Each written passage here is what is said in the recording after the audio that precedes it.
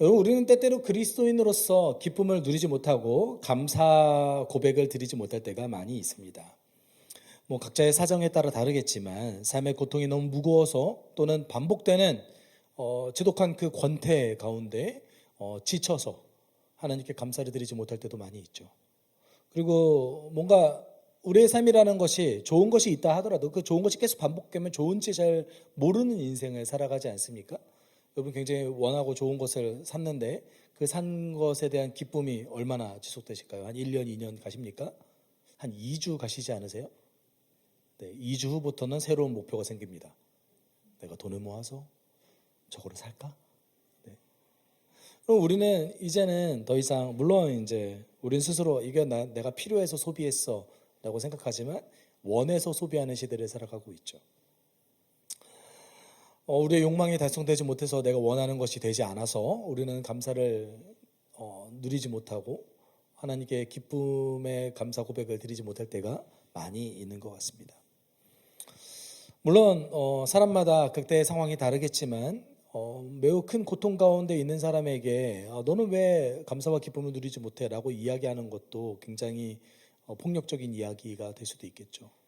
그렇지만 우리 신앙의 선배들, 특별히는 2000년 동안 이어져 왔던 우리 신앙의 선배들은 적어도 고통 가운데 있을 때에도 함께 해주시고 견디게 해주신 하나님께 감사의 고백을 드렸던 것을 우리는 볼 수 있게 됩니다.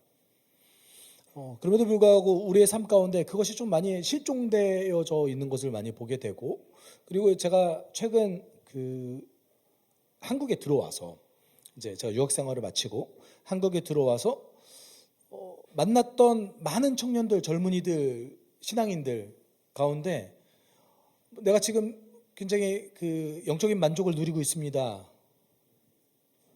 내가 지금 기쁨 중에 있습니다. 라고 고백하는 분을 만난 적이 없어요. 아니 적어도 한 명은 있어야 되는 거 아닙니까? 그렇잖아요. 없어요. 힘듭니다. 그렇죠. 세상살이가 쉽지 않죠. 어렵죠. 하나의 산을 넘으면 또 하나의 산이 나타나는 것 같죠. 인생의 산이 왜 이렇게 많은지, 굴곡이 왜 이렇게 많은지 우리는 고민하게 되죠. 그렇지만 그래도 그렇지 않으세요? 그래도 한 사람 정도는 저 지금 예수 믿는 것 때문에 좋아요 라고 얘기하는 어떤 제가 가르쳤던 친구들을 이렇게 만났으면 좋겠는데 그런 친구들을 제가 만나본 적이 못한 거예요. 그러니까 제가 항상 어떤 생각이 드냐면 내가 잘못 가르쳤나? 내가 잘못 가르쳤나? 이런 생각을 할 때가 많이 있었습니다. 그럼 우리는 그냥 그 현상에서 머무는 것인가? 우리에게 왜 기쁨과 감사가 없을까? 또는 우리가 고통 가운데 있을 때에도 우리와 함께 해주신 그 하나님을 향한 그 소망이 왜 우리 가운데는 없을까? 적어도 그 현상에만 머문 것이 아니라 그 이유를 넘어서서 왜 우리는 그러지 못하는가에 대해 좀 생각해 봤으면 좋겠습니다. 개인적으로 우리가 원인을 알지 못한다면 그 원인을 이해하지 못했기 때문에 해결할 수조차 없죠. 여러분, 우리 삶의 감사는 사실 어떤 의미에서는 내 마인드셋 자체가 감사하는 것으로 이렇게 바꿔야 되는 경향성이 있어요. 우리 삶은. 성경이 그것을 원하고 있기도 하고 그것이 우리 삶에 더 유익하기도 합니다. 사실 우리가 왜 감사를 온전히 누리지 못하는가, 왜 그리스도인으로서 기뻐하지 못하는가, 평안함을 누리지 못하는가는 사실 우리에게 주어진 하나님의 축복이 얼마나 거대한지를 모르기 때문에 그럴 때가 많이 있습니다. 내가 뭘 받은지 잘 몰라요. 그리고 내가 예수 믿기 이전의 상태가 어땠는가를 잘 모를 때가 많습니다. 특별히는 이제 제가 요새 더 느끼는 것은 모태신앙인 친구가 더 힘들어해요, 그거를. 왜냐하면 본인이 가지고 있는 그 문화권 내에 있는 것이 얼마나 큰 선물인지를 몰라요. 평생 그것만 봐왔기 때문이죠. 오히려 그것을 더 뭔가 억압으로 느껴져요. 하루 종일 제사장 좀 차려봐야.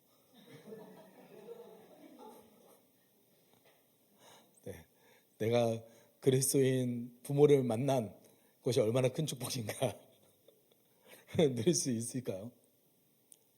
네. 저도 역시 모태신앙이기 때문에 잘 모르고 살아왔던 것 같습니다. 그런 만큼 우리의 인간이라는 우리가 가지고 있는 인간의 자화상 자체가 많이 깨어져 있어요.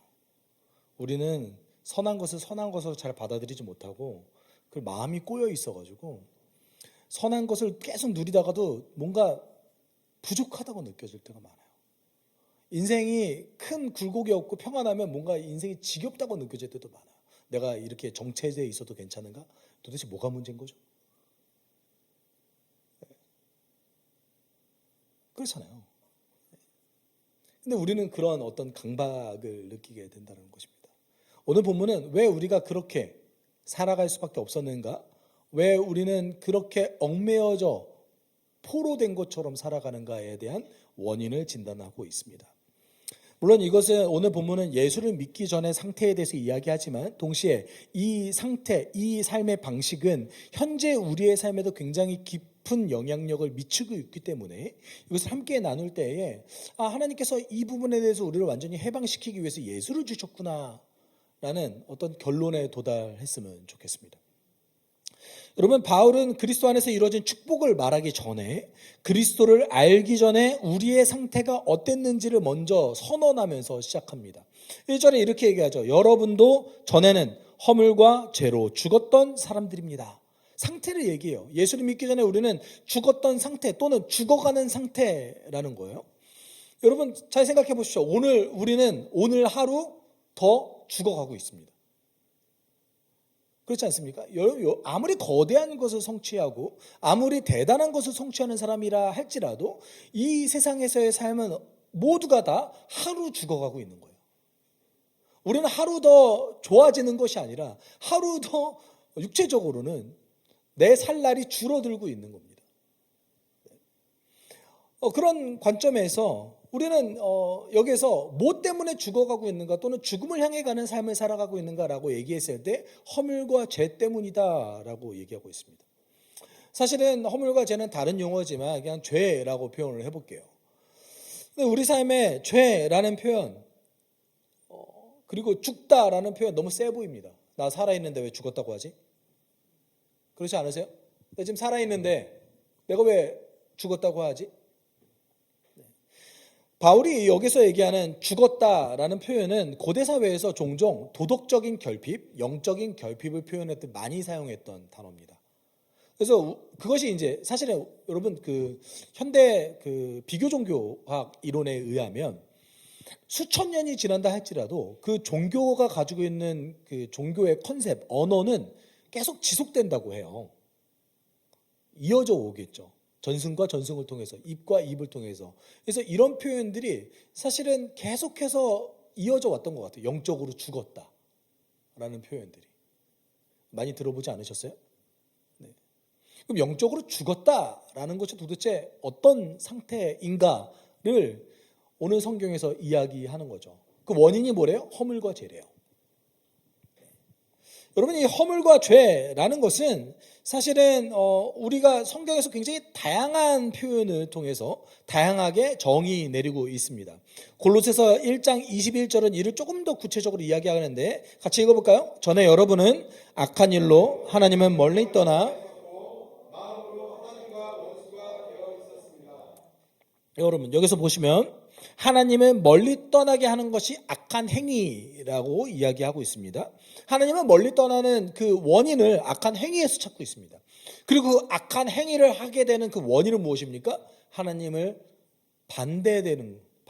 언제나 반대되는 생각을 하는 것, 하나님의 뜻과 반대하고 싶어져 하는 우리의 마음에서 찾고 있는 거죠. 예수께서도 죄의 뿌리가 어디에 있다고 그랬어요? 마음에 있다라고 말씀하셨죠. 사실 여러분, 죄라는 것은 다양한 표현으로 성경에 기록하고 있습니다. 그렇지만 공통되게 이야기하는 것이 무엇이냐면 온 세상의 주인이 하나님이신데 그 하나님을 인정하지 않고 하나님께서 만드신 창조주와 피조물과의 관계를 끊어내려고 하는 그 과정, 그 본질을 죄라고 얘기해요. 그러니까 하나님과 분리되고 싶은 거예요.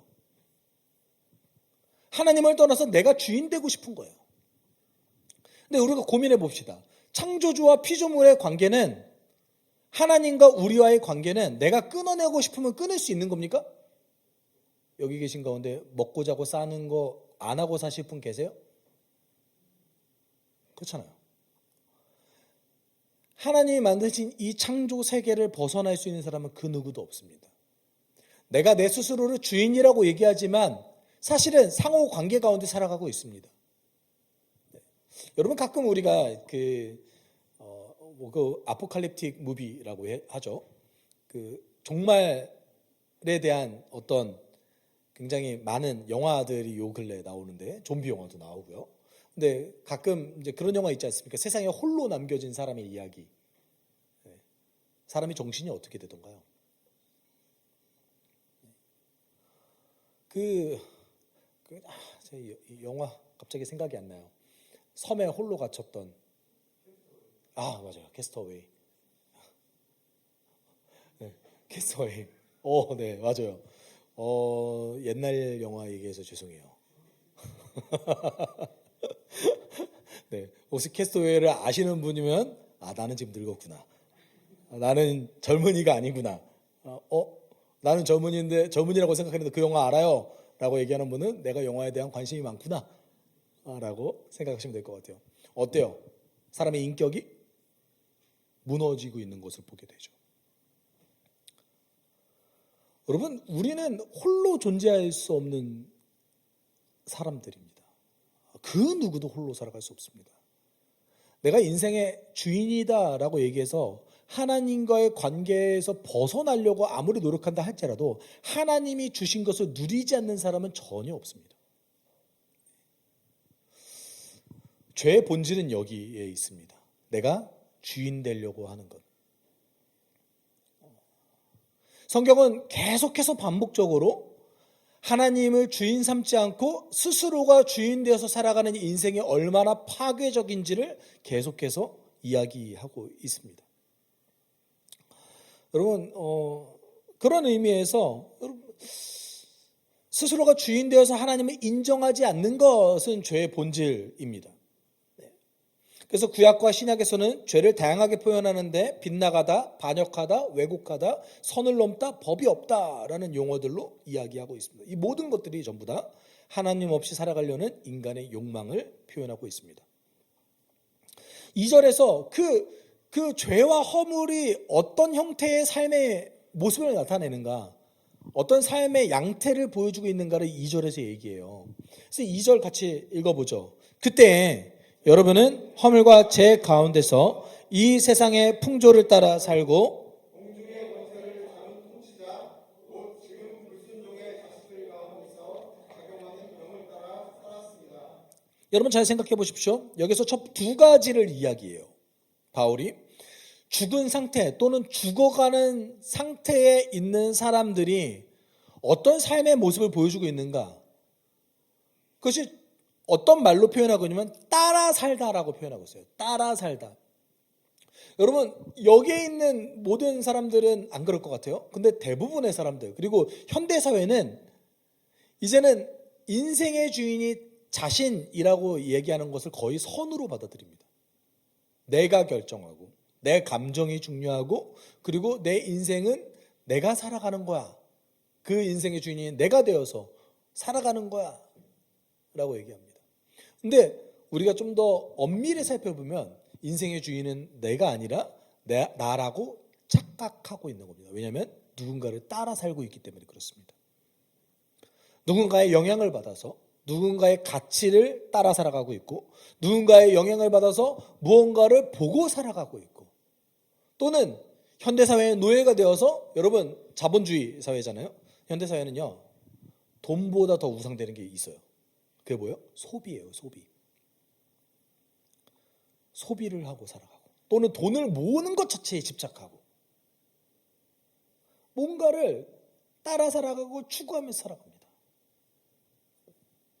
근데 그런 것이 두 가지 형태로 따라 살아간다라고 얘기하는데, 첫 번째는 세상의 길을 따라 사는 겁니다. 죽어있는 상태는 어떤 상태냐? 세상의 길을 따라 살아가는 겁니다. 여기서 세상 풍조라고 얘기하는 그 과정 통해서 그 표현을 통해서 우리는 바울이 조금 부정적인 의미, 부정적인 단어를 썼을 것이라고 생각하는데 헬라어를 정확하게 번역하면 그냥 세상의 길이에요. 죽어있는 상태가 어떤 상태래요? 세상의 길을 따라 사는 것. 그럼 여기서 세상의 길이라는 것은 우리의 일상을 포함하고 있습니다. 우리의 일상부터 굉장히 파괴적인 부정적인 행위까지를 모두 포함하는 거예요. 여러분, 우리가 평범하다고 생각하는 그 일상조차 하나님은 우리를 죽어가게 만드는 그 길로 따라가는 것이다 라고 얘기하는 거죠. 여러분이 생각하는 그 굉장히 평범한 일상이 무엇입니까? 돈을 벌고 돈을 쓰고 연애하고 결혼하고 자녀를 기르는 그 과정, 그 세상이 이야기하는 그 모든 과정 가운데는 죄와 허물의 영향력이 있다는 거예요. 특별히 여러분 1세기 로마의 관점으로 좀 살펴보죠. 2000년 전으로 좀 점프해 봅시다. 1세기 로마는요, 태어날 때부터 모든 삶의 과정이 굉장히 종교적이었어요. 그래서 모든 삶의 과정을 해석할 때 본인이 섬기는 그 종교적 어떤 사고관에서 생각을 했습니다. 그리고 태어날 때부터 로마인들은 굉장히 약육강식의 그런 세계관 속에서 살아갑니다. 여러분, 이게 공식적인 로마의 법인데 로마 법에는 이런 법이 있었습니다. 로마 12법 중에 하나인데 심하게 기형인 아이는 죽여도 된다는 법이 있었어요. 이게 공식적인 법이에요.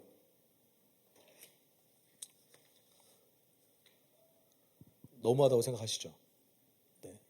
근데 이뿐만 아니라 로마에서 흔하게 볼 수 있는 관습은 보통 신생아를 죽일 때 세 가지 때문에 죽일 때가 많아요. 가난 때문에. 얘를 부양할 수 없어서. 기형이어서. 아이가 너무 약해 보여서. 그리고 여자아이이기 때문에. 아버지가 신생아를 죽일 수 있는 권한을 갖고 있었습니다. 그리고 그것이 합법이었습니다. 현대 고고학 발굴에 의하면 어떤 도시를 발굴했는데 하수구라고 이야기되는 그곳에서 신생아 뼈가 유골이 100명 가까이 발굴된 사례도 있습니다. 그리고 곳곳에서 로마의 그 문헌 곳곳에서 이런 것들이 발견되고 있습니다. 물론 모든 사람이 신생아를 죽이진 않았겠죠. 모든 사람이 약자를 죽이진 않았겠죠. 그래서 측은지심을 품고 그 아이를 정성스럽게 돌봤던 사례도 등장합니다. 그런데 중요한 것은 이런 사례가 흔했다라는 사실이에요. 네. 여러분, 자신의 자녀를 유기할 수 있는 것이 선택이라고 생각해 보십시오. 이것이 얼마나 비정한 사회입니까? 여러분, 또 다른 것도 있습니다. 검투사 시합은 우리가 노예를 계속해서 죽음 가운데로 몰아내는 것을 로마 시민들이 계속해서 목격했습니다. 전차 레이스는 어떻습니까? 매춘과 음란의 문화 그리고 각종 악한 문화가 자연스럽게 행해지는 사회 속에서 인간을 상품화하는 그런 사회를 로마 제국인들은 살아가고 있었습니다. 바울이 봤을 때 그냥 세상의 길을 아무런 의식 없이 그냥 따라간다면 자연스럽게 죽어있는 상태를 살아갈 수밖에 없었던 거예요. 기독교인은 그 과정 가운데 어떤 선택을 했을까요? 감사하게 초기 기독교인들은 그 버려진 아이들을 자신의 자녀로 길러내고 양육했던 기록들이 존재합니다. 그래서 2세기 그 역사신학자였던 유스티누스 같은 경우는 이런 기록을 남겼습니다. 우리는 버려진 아이들이 죽거나 음란한 삶에 빠지는 것을 막기 위해 그들을 받아들인다. 굉장히 강력하게 자녀를 유기하는 것을 막았고, 물론 기독교인들 가운데서도 자녀를 유기했던 사람들이 있었던 것 같습니다. 네, 그렇기 때문에 이것을 굉장히 강력하게 교회 내에서 선포했고, 그리고 동시에 반대로 유기된 아이를 교회가 품어내서 그 아이를 길러내기까지 했습니다. 그래서 로마 제국의 곳곳의 문서 가운데 그런 사례들이 등장합니다. 여러분, 바울은 이 세대라는 표현을 하면서 갈라디아서 1장 4절에서 이런 표현을 썼습니다. 예수 그리스도께서는 하나님 우리 아버지의 뜻을 따라 우리를 이 악한 세대에서 건져 주시려고 우리의 죄를 대속하기 위하여 자기 몸을 바치셨습니다. 우리는 대속, 죄의 결과를 예수께서 짊어지고 가셨다는 것은 거의 죽음 이후의 상황에 대해서 이야기할 때가 많습니다. 그런데 바울이 쓰고 있는 것은 뭡니까? 지금 이 악한 세대에서 건져 주셨다. 우리가 그럼 다른 데로 갑니까? 아니죠. 현재 진행 중인 이 세상의 길에서 이미 시작되는 하나님 나라의 새로운 질서로 우리를 건져내 주셨다라는 뜻입니다. 그래서 하나님의 질서를 벗어나서 사는 삶은 사실 인격을 파괴하고 부작용이 있지만 그 부작용에서 해소되어서 우리를 해방시켜 주셨다. 오늘 우리를 세상의 길에서 해방시켜 주셨다. 이걸 강조하는 거예요. 이래서 초기 기독교인들이 누가 필요했냐면 동지들이 필요했어요. 여러분 예루살렘의 아이만이라는 책을 썼던 그 저자는 뭐라고 얘기했냐면, 그리고 이제 기독교 윤리학자였던 라이너드 리버라는 사람도 그런 얘기를 했는데, 악한 공동체에서의 한 개인은 거룩성을 드러내기 힘들다. 이게 사회학적으로 그리고 심리학적으로 증명되었던 악의 평범성을 이야기합니다. 여러분 그 유대인들을 학살했던 사람들 가운데 굉장히 신실했던 그리스도인이 있었다는 거예요. 그래서 그 그리스도인들이 왜 그런 선택을 했는가라고 봤더니 이 구성원들 자체가 전부 다 악한 선택을 하니까 자신도 모르는 사이에 거기에 이렇게 젖어 들어가고 있다는 거예요. 여러분 바울은 세상의 길을 따른다는 것이 이런 측면을 얘기하는 거예요. 그럼 1세기를 벗어나서 현대 사회는 어떻습니까? 현대 사회는 뭐 크게 다릅니까? 여러분 우리는 오늘도 전쟁의 소식을 듣고 있습니다. 그렇죠? 굉장히 비정한 정치가들이 자신의 정치적 이득을 위해서 민간인을 학살하는 모습을 뉴스를 통해서 볼 수 있습니다. 그것도 21세기예요. 정치적 이득 때문에 한 민족을 말살하려고 하고 정치적 이득 때문에 한 민간인 단체를 폭격하는 모습을 우리는 이 순간에도 볼 수 있습니다. 그러면서 우리는 비난하죠. 그 정치인을. 안 그렇습니까? 여러분 안 비난하셨어요? 저도 굉장히 속으로 엄청난 욕을 했습니다. 아니 어떻게 그럴 수가 있지? 그렇지만 우리 삶 가운데 그 죽어가는 민간인을 위해서 기도하기보다 여러분 쓰레기 봉투와 기름값 때문에 걱정하는 우리의 모습을 보게 됩니다. 우리는 안 비정합니까? 여러분 아무런 의식 없이 세상의 길을 그대로 따라가다 보면 우리는 죽어가는 삶을 살아갈 수밖에 없습니다. 그 누구도 저 그 뉴스를 보면 온갖 그 뉴스들이 매우 윤리적으로 오염되어 있다고 느낄 때가 많이 있습니다. 왜냐하면 다 돈 얘기예요. 그 전쟁을 얘기할 때 돈 얘기만 해요. 호르무즈 해협이 막혀서 유가가 올라간다. 주가가 떨어지고 있다. 우리 개미들 어떡하냐. 근데 그 과정 가운데 어떤 일이 벌어지고 있습니까? 사람이 죽어가고 있습니다.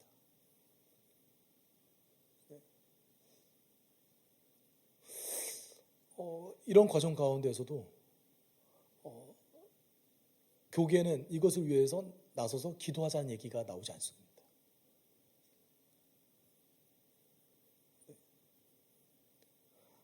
우리는 의식하지 않으면, 이 사회를 살아갈 때 의식하지 않으면 나도 모르게 세상의 길을 그대로 따라가게 됩니다. 여러분 그냥 평범한 세상의 길입니다. 우리는 단지 평범하게 생각하는 그 모든 의식 가운데 하나님을 거절하게 만들고 하나님을 멀리 떠나게 만드는 수많은 것들이 숨겨져 있습니다. 자녀를 양육할 때도요. 대학에 갈 때도요. 그 모든 곳에서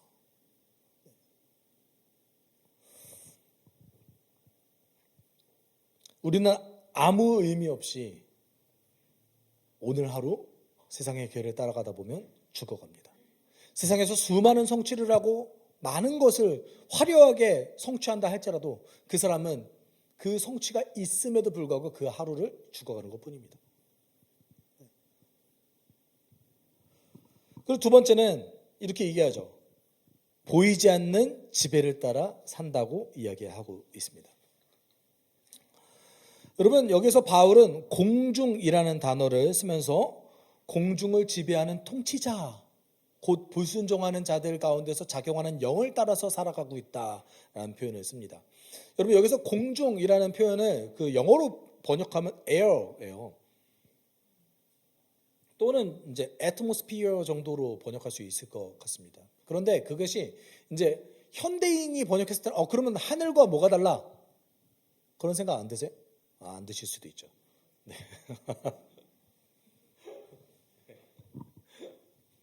그 아리스토텔레스의 우주론에 의하면 달과 지구의 중간에 있는 게 공중이에요. 하늘은 다른 차원이에요. 네. 그래서 달과 지구의 중간에 있는 그 지역이 공중인데 그 공중에 영적 세력들이 거주한다라고 생각했습니다. 바울도 그런 표현을 쓴 겁니다. 그래서 하나님의 차원으로 있을 때는 하늘이라는 표현을 쓰고 그리고 악한 영이 거주하는 곳이라는 표현을 쓸 때는 공중이라는 표현을 씁니다. 그런데 여기서 이제 바울이 정말 이야기하고자 하는 것은 무엇입니까? 눈에 보이지 않는 어떤 세력의 지배를 따라서 우리는 살아가고 있다. 과거에는 그렇게 살아갔었다라고 표현하고 있는 거예요. 세상의 길을 따라갔을 뿐만 아니라 눈에 보이지 않는 어떤 한 세력이 우리를 하나님과 멀어지도록 또는 죽음에 이르게 하도록 유도한다라는 표현을 씁니다. 그래서 바울이 이런 상태에 있을 때에 그들이 어떻게 유도하느냐, 불순종하게 만든다라고 얘기합니다. 여기서 단순히 불순종이라는 표현은 불신앙, 아무것도 의지하지 못하게 만드는 어떤 부정적인 마음, 모든 것을 거절하게 만드는 그 마음, 그 모든 것을 포함하는 어떤 한 단어를 씁니다. 여러분, 우리는 이 세력의 우두머리를 어떻게 이야기하죠? 사단이라고 표현하죠. 네. 여러분 악마라고 표현해도 됩니다. 사단.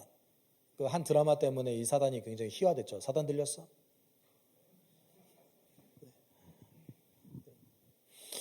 여러분, 예수께서 그 사단에서 뭐라고 말씀하셨냐면 요한복음 8장 44절에 그는 처음부터 살인자였다. 또 그는 진리편에 있지 않다. 그것은 그 속에 진리가 없기 때문이다.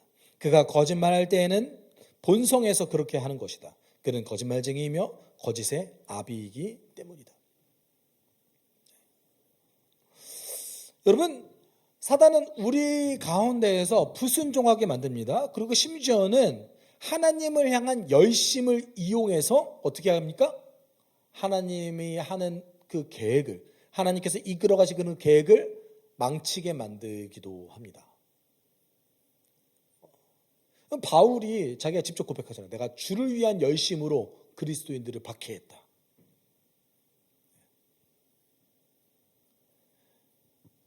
왜 그렇습니까? 우리 가운데 뭔가 작용하고 있는 거예요.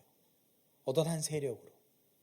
바울도 이것에 대해서 굉장히 밀도 있게 이야기를 했는데 성도의 삶에 있어서도 사단은 하나님의 법을 따르지 못하게 유도하고 그리고 우리 가운데 하나님의 법을 따르는 것이 내가 손해보는 것처럼 나는 어차피 그렇게 살 수 없어. 나는 못해. 나는 어떤 생각을 불어넣게끔 만들어준다라는 거예요. 그래서 로마서 7장 22절 23절에 이렇게 얘기하죠. 같이 읽어볼까요? 나는 속사람으로는 하나님의 법을 즐거워하나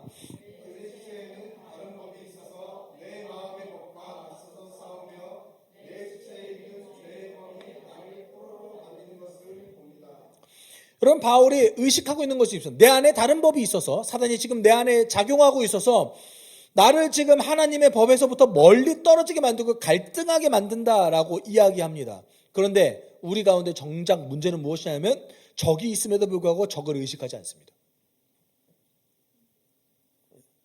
우리 삶에 있는 영적 전투에 대해서 의식하지 않습니다. 그냥 내가 선택을 잘못했구나.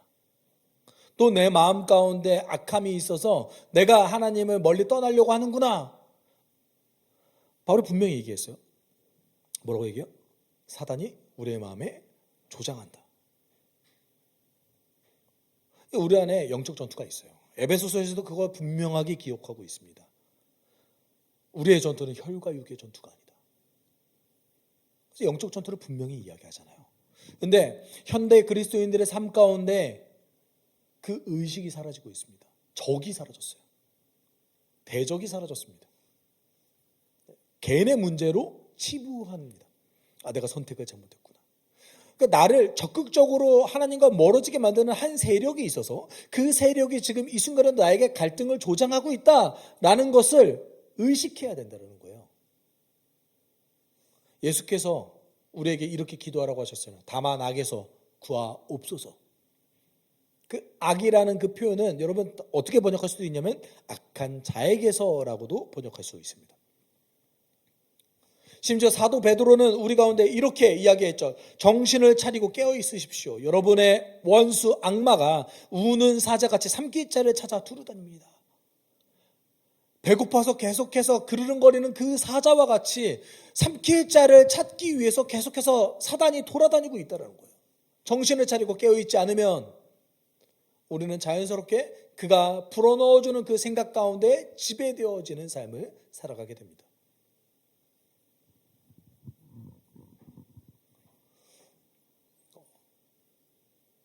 여러분, 예수께서 그래서 깨어 기도하라고 하셨어요. 시험에 들지 않게 깨어 기도하라. 마음은 원이로되 육신이 약하구나.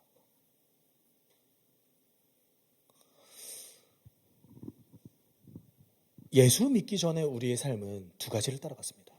세상의 길을 그대로 따라갔고, 그리고 보이지 않는 어떤 한 세력이 우리를 작용해서 하나님과 멀리 떨어져서 죽음에 이르는 삶을 살아가게 했습니다.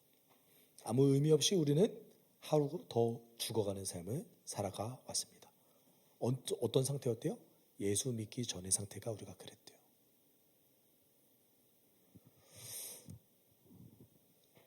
여러분, 우리가 이것을 이해해야 예수께서 우리 가운데 얼마나 큰 것을 주셨는지 알 수 있습니다.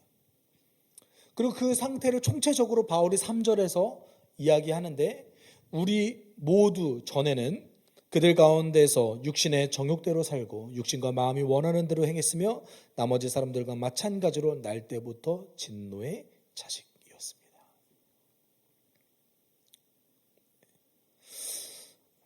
여러분, 우리 그리스도인입니다. 근데 간혹 그리스도인 가운데 불행하고 안타까운 것은 예수를 믿고 있음에도 불구하고 죽은 상태와 같이 살아가는 것입니다.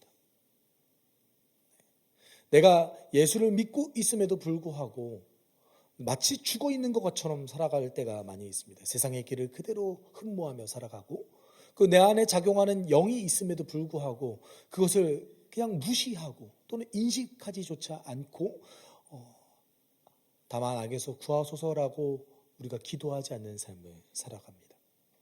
그리고 스스로 괴로워하고 스스로 절망하고 힘들어할 때가 많이 있죠. 나는 도대체 왜 이럴까? 여러분, 우리가 두 가지를 몰라서 기쁘지 또는 감사하지 못할 때가 많이 있는 거예요. 예수 믿기 전에 우리의 상태가 얼마나 비참했는가, 그리고 예수를 믿은 다음에 우리에게 주신 그 선물이 얼마나 거대한가, 이 두 가지를 알아야 되는 거예요. 바울은 모두는 육신 가운데 정욕대로 살고 마음이 원하는 대로 행했으며 그리고 진노의 자식이었다 라고 표현하고 있습니다.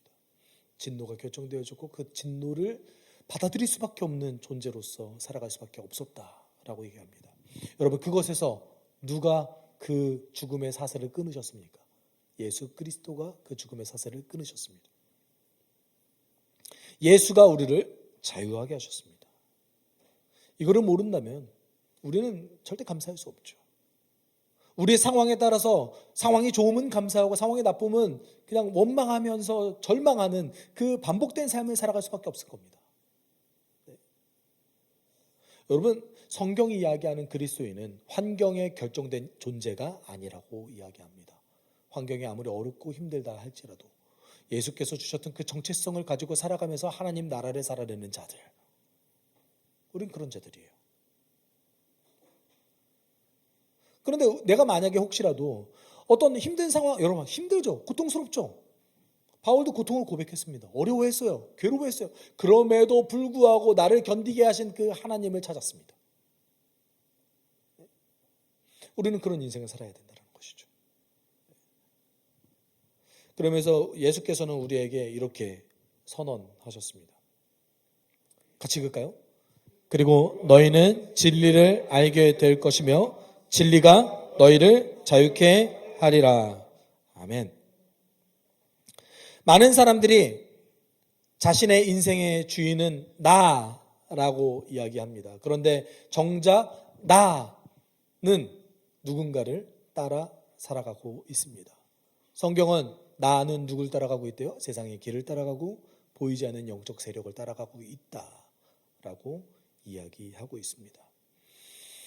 인생의 주인이 스스로라고 얘기하지만 정작 자신의 욕망 하나조차 조절하지 못하는 인생을 살아가고 있습니다. 채워지지 않는 공허함으로 고통 가운데 허덕이고 있고, 그리고 정체감 가운데 허덕이고 있고, 그렇게 살아갑니다. 자신의 소견대로 옳은 대로 살려고 하지만 세상의 길을 따라가면서 살아가고 있습니다. 그런 우리에게 예수께서 오늘 선언하셨죠. 진리가 너희를 자유케 하리라. 우리가 그것을 받아들여야 되는 거예요. 우리 잠시 기도했으면 좋겠는데요. 여러분, 예수께서 우리에게 무엇을 주셨는지 우리가 인식하지 못한다면 우리는 언제나 상황에 따라서 기쁨과 좌절이 반복되는 그런 삶을 살아갈 수밖에 없을 것입니다. 하나님이 주신 평안을 누리지 못하고 그리스도인임에도 불구하고 예수께서 주셨던 그 축복을 온전히 누리지 못하는 불행한 인생을 살아갈 수밖에 없습니다. 우리가 함께 기도할 때 여러분, 우리 스스로를 한번 되돌아봅시다. 여러분은 무엇을 따라 살아갔습니까? 아무런 의식 없이 세상의 길을 그냥 걸어오지 않았습니까? 지금 이 순간 내 마음 가운데서 작용하는 그 사단의 영적 세력을 의식하지 않고 하나님의 도움을 구하지 않는 인생을 살아가지는 않았습니까? 우리가 함께 기도할 때 하나님, 그것을 끊어내신 예수를 의지해서 내가 세상의 길을 따르지 않기를 결정합니다. 내가 보이지 않는 영적 세력을 따르지 않기를 결정합니다. 우리를 인도하시고 도와주시옵소서. 우리가 함께 기도하도록 하겠습니다. 사랑 많으신 하나님 아버지, 감사합니다. 아버지, 우리를 인도해 주십시오. 우리가 모르는 사이에 세상의 길을 따르지 않았는지 고민해보게 됩니다. 사랑 많으신 하나님 아버지, 오늘도 우리와 함께 하시는